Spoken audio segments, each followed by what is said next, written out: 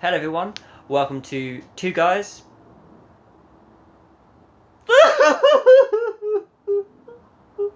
What the film?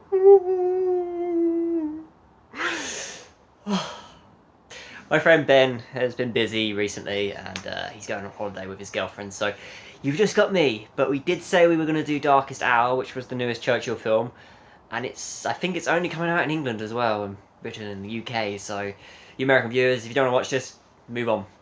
Unless you want to give me some views, please do. Anyway, straight to the film. So, it was a much better film than the one we watched back in the summer. I need to find out what that film was called. I should have done it before I started recording. Anyway, it was a good film though because what I liked about it, it was very fair. Now, in English culture, we tend to worship Churchill and see him as some sort of saint and he was a great figure throughout war, but he wasn't actually that popular. And there is actually quite a lot of the working class that didn't really get on with him. So when we watched the other film in the summer, they basically just slated him off completely. Now, I know the guy wasn't perfect, and no one is, and I know the guy had many flaws and caused the deaths of quite a lot of people as well. But I think it's always fair to have a bit of a balance, and this is what this film provides. It doesn't paint a pretty picture of Churchill, but at the same time, it doesn't just go, yeah, he was crap and all that. The title is very good to sum up how you feel. Throughout, that you feel really attached to the characters, Churchill, mainly. There are some other ones, the King, I've gone blank, but all the other characters in it. You've got the ex-Prime Minister, I've forgotten his name, I know who he is as well. But yeah, there's a few characters, but you care all about them. They all seem to have their own little motives, and quite a lot of people aren't happy about Churchill becoming the new Prime Minister, because that's what this film is about. It's about him, his first month in office. It takes a period over the month of May, and it's also during the war time when it was not looking good for the England and the rest of Europe. So yeah, it was a good film. I'm actually going to give it an 8.9 out of 10. And I don't normally give a score that high, but the last film I think the only film that beat that was God, I'm terrible today. But yeah, I don't normally give high scores like that. But the reason I'll give it to that is, one, I was invested, despite seeing another Churchill film months earlier, which I thought was awful. So I wasn't expecting much, and I was expecting it to be rubbish, and that's not a reason though for why I thought it was why it deserves this score. It's just it really surprised me, and so it had good characters, very invested in them. No one of them were perfect. The only problem I would say was the female characters. They weren't developed enough. They were a bit boring. They tended to be a bit. I mean, his typewriter Elizabeth, she was, she was okay, but his wife was a bit boring. I mean, I suppose women in that era didn't really have so much power and things, so they only so much they can do with them. But you could tell they were trying to put them in, so I can appreciate that. But other than that, yes, characters very interesting. They all had their own motives. The soundtrack, yeah. It Darkest Hour, like I said, good title. It did feel really bleak. Very bleak throughout, and I appreciated that. The music did make a big difference. The script, I mean, it's not. There's only so much you can do with history films. You have to kind of stick to the script. You can go a little bit off thing, which is what they do a little bit, but it tends to be honest about its intentions throughout. And so yeah, it had all those things. I said the only reason it dropped score is because they didn't develop the female characters as much, and that was virtually my only flaw for it. It was a pretty good film. It wasn't the best script in the world, but with what they did provide, it was pretty decent. So yeah, very quick, only 4 minutes in. So yeah, I would definitely recommend watching it. It wasn't too busy, so I don't think it'd be out for long. So that's why I'm recording tonight. So you want to watch a film, I do recommend Darkest Hour, 8.9 out of 10. Now for the spoilers. It's not too much spoilers if you know your history, and I'm terrible with World War II. I never actually took it for history, and I really want to learn into it because I'm reading Mein Kampf at the moment, so I'm learning from the German perspective. But what I liked about the most was the fact that again, with the characters not being perfect, it was the same for the countries.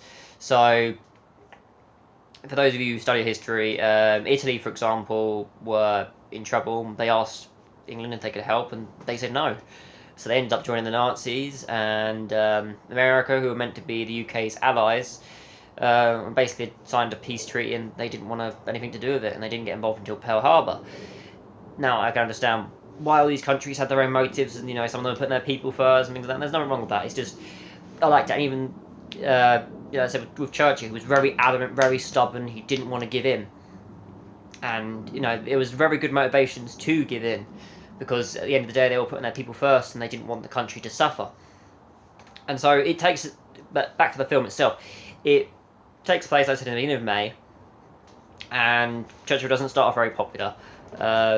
He's only been elected in because the Labour Party weren't very happy with the previous. I can't remember, I forgot his name. You have to watch the film. They weren't happy with him, and they would only have Winston Churchill because he joined their party for 10 years prior to that. So, yeah, they wanted him in, so they kind of reluctantly put him in. The King wasn't a big fan, and no one really was his biggest fan. And they were basically at the point of the war where it didn't look good. Europe had basically lost, other than the UK and Britain. Great Britain itself, it was all gone. France was close to being completely invaded. That was where Dunkirk. So if anyone's watched Dunkirk or knows about Dunkirk, it's where basically all the remnants of the people that were fighting for the Allies had all just gone to Dunkirk to retreat, and they had to provide a load of civilian ships to help rescue them. But yeah, that so it wasn't looking good, and everyone was trying to get him to sign the papers to final surrender. And Churchill was being very stubborn. And then there's a lovely scene on the train where he's talking to civilians. Found out it didn't actually happen, which was a bit upset. I didn't think it was. It was for, cinematic, to make it a bit more amazing. But it was a really good scene. That was my favourite scene in the movie, and a lot of people were writing about it. Because I had to search it. I was like, did this actually happen? I don't think it did. Like, maybe it happened on a different day, but it linked in well. But it felt very bleak throughout. And I like films that aren't always happy and try and paint things and pretty pictures and stuff.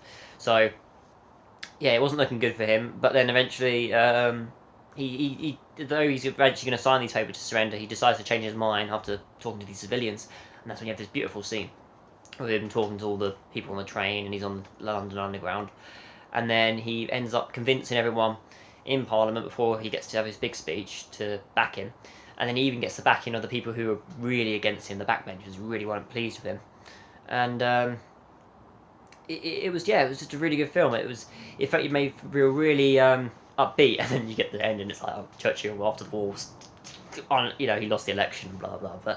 And what did happen, because he made many mistakes throughout the war, and I said he wasn't as popular as the UK would like to make him out to be, but it was a very very human film, very human. I said that's the plot. He slowly wins people over, but it doesn't really happen until the end of the film, so it's very bleak, but it was truthful of what was happening in Europe at the time during the war. He abandoned people, they were left to die and suffer, and it was, I said, really bleak. And wars are bleak, and I think that was very good. It wasn't one of those, oh, come on, lads, let's go kick some Nazi butts.